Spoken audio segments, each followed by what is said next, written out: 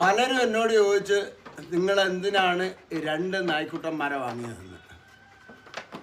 അപ്പോൾ ഞാൻ ആദ്യം വാങ്ങിയത് ഇവനെയാണ്, ലിയോയാണ്. അപ്പോൾ ലിയോയെ വാങ്ങിയപ്പോൾ ഞാൻ വിചാരിച്ചു നമുക്ക് ഇതുപോലൊരു 10 പേരുണ്ടെങ്കിലും യാതൊരു പ്രശ്നവുമില്ല. കാര്യം നല്ല അനുസരണയാണ്, എല്ലാം പറഞ്ഞാൽ കേൾക്കും, അത് നല്ല സ്വഭാവമാണ്. പക്ഷേ രണ്ടാമത്തെ ഒരെണ്ണത്തിനെ വാങ്ങിയപ്പോൾ എനിക്ക് മനസ്സിലായ ഒരു കാര്യം, ഈ 10 പേർക്ക് വേണ്ടി ഈ ഒരൊറ്റ എണ്ണം മതിയെന്നാണ്. ഇതാണ് ഞങ്ങളുടെ ലിയോ. നല്ല അടക്കവും ഒതുക്കവുമുള്ള, സമൂഹത്തിന് തന്നെ മാതൃകയാകുന്ന ഒരു മാന്യൻ. അപ്പം ഞങ്ങളുടെ വീട്ടിലേക്ക് ആരെങ്കിലുമൊക്കെ വന്നാൽ അപ്പം ഞങ്ങൾ അഭിമാനപൂർവ്വം പരിചയപ്പെടുത്തുന്നതാണ് ഞങ്ങളുടെ ലിയോയെ. അത്ര മാന്യനാണ്.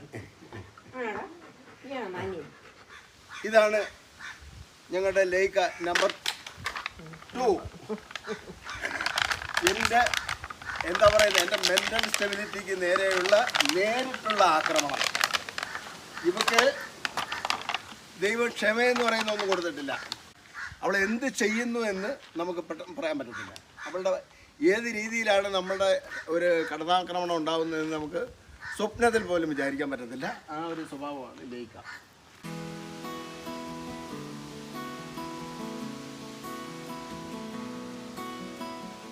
ലിയോ ഫുഡിൻ്റെ കാര്യത്തിൽ ഒരു തറവാടിയാണ്. അവൻ ഫുഡ് കഴിക്കുന്നത് കണ്ടാൽ അറിയാം അവൻ തറവാട്ടിൽ പറഞ്ഞ ഒരു ആളാണെന്ന്. അപ്പോൾ ഒരു ആർത്തിയോ ആക്രാന്തോ അങ്ങനൊന്നുമില്ല. കൊടുത്താൽ അവന് ഇഷ്ടമാണ്, തിന്നും. നേരെ മറിച്ച് ദേ ഒരു സാധനം ഇവളുടെ ഫുഡിനോടുള്ള ആർത്തി കണ്ടാൽ നമുക്ക് തോന്നും 10 കൊല്ലമായിട്ട് ഒന്നും കഴിക്കാതൊക്കെയാണെന്ന്. എന്താണ് എന്ത് വേണം? എന്ത് വേണം?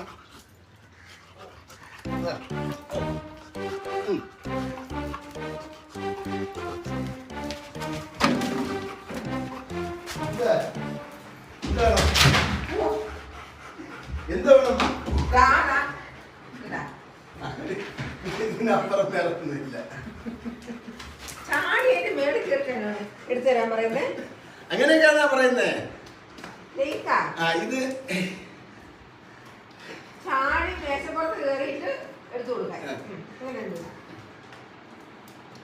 രണ്ടുപേരും ഇവിടെ ഇരിക്കേ. തൊടരുത് കേട്ടാ, എടുക്കണ്ട.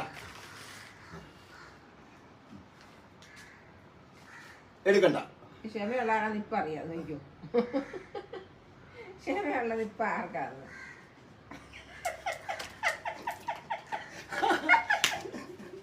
അത് രണ്ട് അവനാ ക്ഷമയുള്ളത് കേട്ടാ. അവൻ എടുത്തു കഴിഞ്ഞതിന് ശേഷമാണ് അവൻ എടുത്തത്. അവൻ ക്ഷമിക്കും, എത്ര കാലം വേണമെങ്കിലും സഹിച്ചിരിക്കും.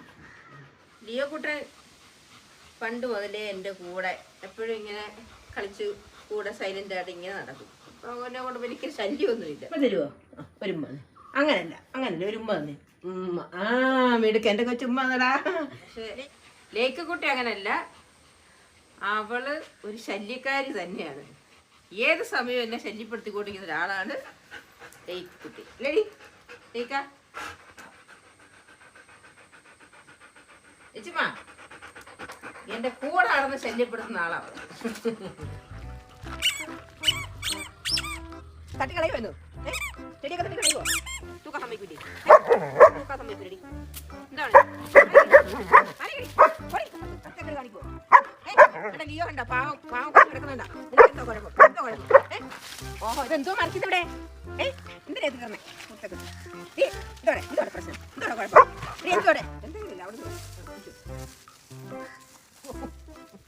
ലിയോയുടെ എല്ലാ കാര്യങ്ങളും നമുക്ക് കൃത്യമായിട്ട് പ്രവചിക്കാൻ പറ്റും. കാര്യം അവൻ എന്ത് ചെയ്യുമെന്ന് നമുക്ക് മുന്നേ അറിയാൻ പറ്റും. അതിനപ്പുറം അവൻ എന്ത് ചെയ്യും, എങ്ങനെ പോകും, എന്ത് പ്രവർത്തിക്കും എന്നൊക്കെ നമുക്ക് കൃത്യമായിട്ട് അറിയാൻ പറ്റും. കാര്യം ആ ഒരു സ്വഭാവമാണ് അവൻ്റേത്. എന്നാൽ നേരെ മറിച്ച് ലേക്ക് അതല്ല. അവൾ എന്ത് ചെയ്യുന്നു, എങ്ങോട്ട് പോകുന്നു, എന്ന് ഒരു കാര്യവും നമുക്ക് പ്രവചിക്കാൻ പറ്റത്തില്ല. അപ്പോൾ നിൽക്കുന്ന നിൽപ്പിലായിരിക്കും അവൾ ചാടുന്നത്.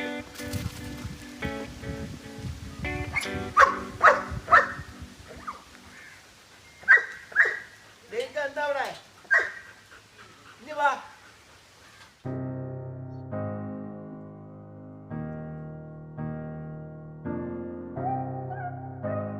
എന്താ ലീവുണ്ടാ? എന്താണ്?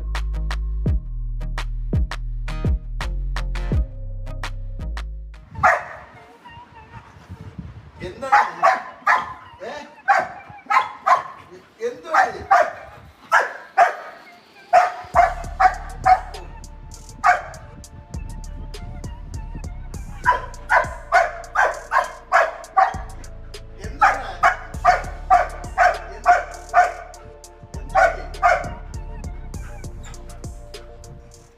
ലിയോ വന്ന് വിളിക്കുന്നത് വളരെ മാന്യമായിട്ട് സൗമ്യമായിട്ട് വന്ന് എന്നെ ഒന്ന് മുട്ടി വന്ന് വിളിക്കും. അവൻ അവൻ്റെതായ സ്റ്റാൻഡേർഡ് കീപ്പ് ചെയ്യുന്നുണ്ട്.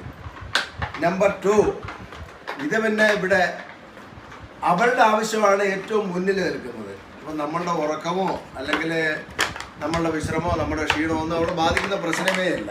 അവള് രാവിലെ വരിക, പിന്നെ അവളുടെ കാര്യം എന്താണ് വേണ്ടത്, എണീക്കണമെങ്കിൽ എണീക്കണം. അവള് എന്താ നെഞ്ചത്ത് കയറി ഡാൻസ് ചെയ്തിരിക്കും. ആ ബോൾ എടുത്തോളാം.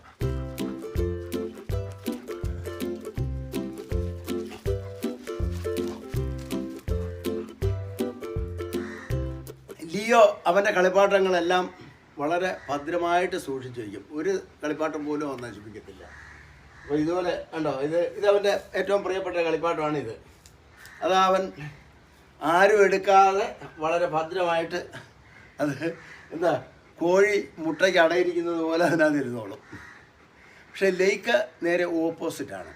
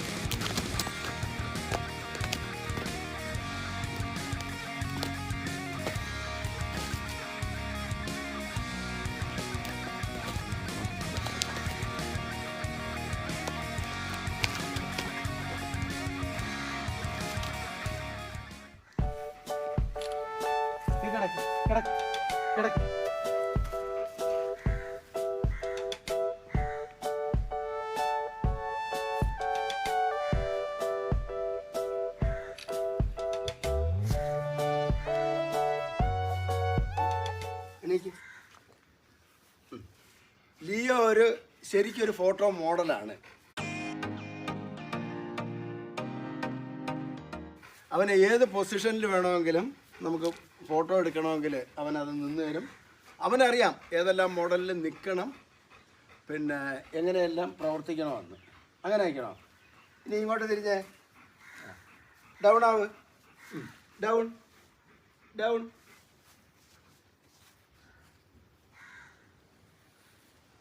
ഓക്കെ, ഇക്കാര്യങ്ങളെല്ലാം അവന് കൃത്യമായിട്ട് അറിയാം.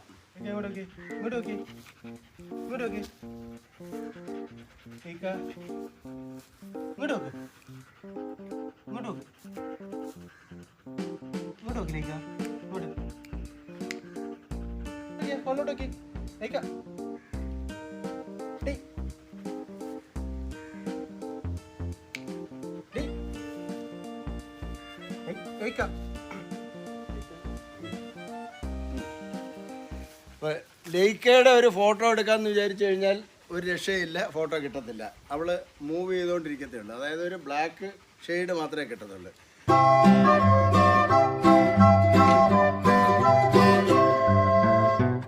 നമ്മളൊരു വീഡിയോ എടുക്കാമെന്ന് വിചാരിച്ചാലോ അത് അത്രയേറെ ശ്രദ്ധിച്ചില്ലെങ്കിൽ സൗണ്ട് മാത്രമേ കിട്ടത്തുള്ളൂ. അതാണ് ഇവിടുത്തെ സ്ഥിതി. ലേക്കയ്ക്ക് ഒരു കളിപ്പാട്ടത്തിൻ്റെ ആയുസ് 5 മിനിറ്റാണ്. അപ്പോൾ അത് കാരണം ഇപ്പോൾ സാധാരണ നോർമലായി വാങ്ങിക്കൊടുക്കാൻ പറ്റുന്ന കളിപ്പാട്ടമൊന്നും വാങ്ങിക്കൊടുക്കത്തില്ല. കാര്യം എന്ന് പറഞ്ഞാൽ അതൊക്കെ നല്ല വില കൊടുത്ത് വാങ്ങണം. വാങ്ങിയാൽ 5 മിനിറ്റ് കൊണ്ട് അതിൻ്റെ പഞ്ഞിയും നൂലും എല്ലാം വെളിയിലാക്കും. അപ്പോൾ അവൾക്ക് ഇപ്പോൾ കൊടുക്കുന്നത് ഇതുപോലുള്ള കാര്യങ്ങളാണ്. അതാകുമ്പം പിന്നെ 1 മണിക്കൂറെങ്കിലും നിൽക്കും. ഒരു കെട്ടിയൊക്കെ ഇട്ട് കൊടുത്തു കഴിഞ്ഞാൽ 1 മണിക്കൂർ സമയം നമുക്ക് കളിക്കാനുള്ള കാര്യങ്ങളായി.